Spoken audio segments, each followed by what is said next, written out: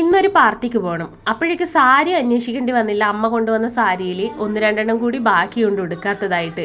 അപ്പം ഞാൻ വിചാരിച്ചു എന്നാൽ പിന്നെ ലീവിന് പോകുന്നതിന് മുമ്പേ തന്നെ ഈ സാരി ഒന്നും അങ്ങ് ഉടുത്തേക്കാം. ഇനിയിപ്പം നല്ലതാണെങ്കിൽ ഇവിടെ വയ്ക്കാം, മോശമാണെങ്കിൽ എനിക്ക് ഇഷ്ടപ്പെട്ടില്ലെങ്കിൽ വീട്ടിലോട്ട് തിരിച്ചു കൊണ്ടുപോകാമെന്നൊക്കെ വിചാരിച്ചിട്ടാണ് ഈ ഒരു പാർട്ടി അറ്റൻഡ് ചെയ്യാൻ പോകുമ്പോൾ ഈ സാരി ഉടുത്തത്. പക്ഷേ ഇതിൻ്റെ ബോർഡറൊക്കെ നോക്കിയപ്പോൾ ഇതിന് മേശമായിട്ടുള്ള ബ്ലൗസ് ഇല്ലയെന്ന് നോക്കിയിട്ട് തപ്പിയിട്ടാണ് ഈ ഒരു ബ്ലൗസ് കിട്ടിയത്. എന്തോ ദൈവഭാഗ്യം എന്നൊക്കെ പറയാറില്ലേ, ഇതിൻ്റെതാണ് ബ്ലൗസ്. എനിക്കിപ്പോഴാണ് കേട്ടോ മനസ്സിലായത്. കാരണം എന്ന് വെച്ചാൽ എൻ്റെ അമ്മ സാരി വിത്ത് ബ്ലൗസ് കിട്ടുന്നതൊന്നും അടിക്കാറില്ല. അത് എനിക്കാണ് കേട്ടോ കൂടുതൽ തരുന്നത്. അപ്പം ഞാൻ എന്താ ചെയ്യുന്നതെന്ന് വെച്ചാൽ എനിക്ക് ഒന്നുകിൽ ബ്ലൗസ് അടിക്കും, അതായത് നമ്മൾ ഈ സെറ്റ് സാരിയുടെ ഒക്കെ കൂടെ ഉടുക്കാൻ വേണ്ടിയിട്ട് ചിലപ്പോൾ ആ ബ്ലൗസ് ഉപയോഗിക്കും. അല്ലെങ്കിൽ എൻ്റെ മോളാണ് കേട്ടോ കൂടുതൽ, മോക്കാണ് ഞാൻ ഇതുപോലെ എന്തെങ്കിലും ടോപ്പുകളൊക്കെ അടിച്ചിടുന്നത്. അപ്പോൾ ഇന്നിപ്പോൾ തപ്പി നോക്കിയിട്ട് ഇതിന് മാച്ചായിട്ട് നോക്കുമ്പോഴേക്കും സെയിം ബോർഡർ. ഞാൻ വിചാരിച്ചു ദൈവമേ ഇതിൻ്റെ ബ്ലൗസ് പീസാണല്ലോ അമ്മ പണ്ട് തന്നത്, അതൊരു വർഷത്തിൽ മേലെയൊക്കെ ആയിട്ടോ തന്നിട്ട്. അപ്പം ഞാനിതാ ഒരുങ്ങാണ്. ഒറ്റ ടേക്ക് തന്നെ സാരി അങ്ങ് ഓക്കെ ആക്കി കേട്ടോ. നല്ല കംഫർട്ടബിൾ ആയിട്ടുള്ള സാരി, കാരണം അധികം ഒരു പൊക്കവും എന്താ പറയുക ഇങ്ങനെ ഒരു വലിഞ്ഞു കിടക്കുന്ന അങ്ങനത്തെ ഒന്നൊരു സാരിയല്ലേ, നല്ല കംഫർട്ടായിട്ട് നമുക്ക് കിടക്കുന്നു. അപ്പോൾ ഇത് തപ്പിയിട്ടാണ് ഓരോ സാധനങ്ങൾ എടുക്കുന്നത്.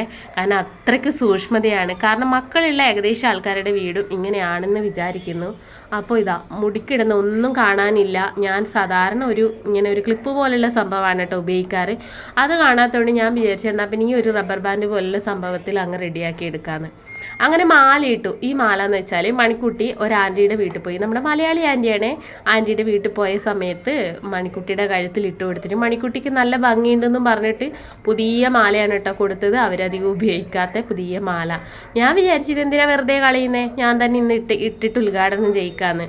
അപ്പോൾ അങ്ങനെ ഞാൻ ഇതിനിട്ടു. നന്നായിട്ട് മേച്ചുണ്ട് എന്ന് തോന്നുന്നു അല്ലേ. അപ്പം ഞാൻ എൻ്റെ മണിക്കുട്ടിയോടാണ് കേട്ടോ പറയുന്നത്, ഓറഞ്ച് കളർ പൊട്ടങ്ങ് എടുത്ത് വെച്ചേന്ന്.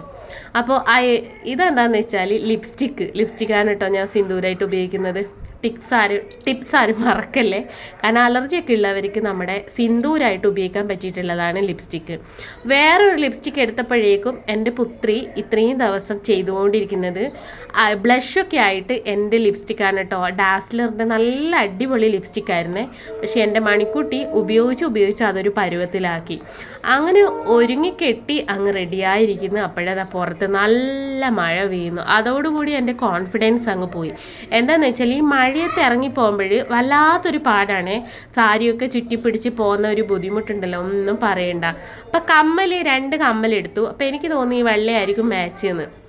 അങ്ങനെ ആ വെള്ള കമ്മലിട്ടു. ഇച്ചിരി സ്പ്രേ കൂടി അടിച്ചാലല്ലേ. അപ്പം നമ്മൾ റെഡി ആയിട്ടുണ്ട്.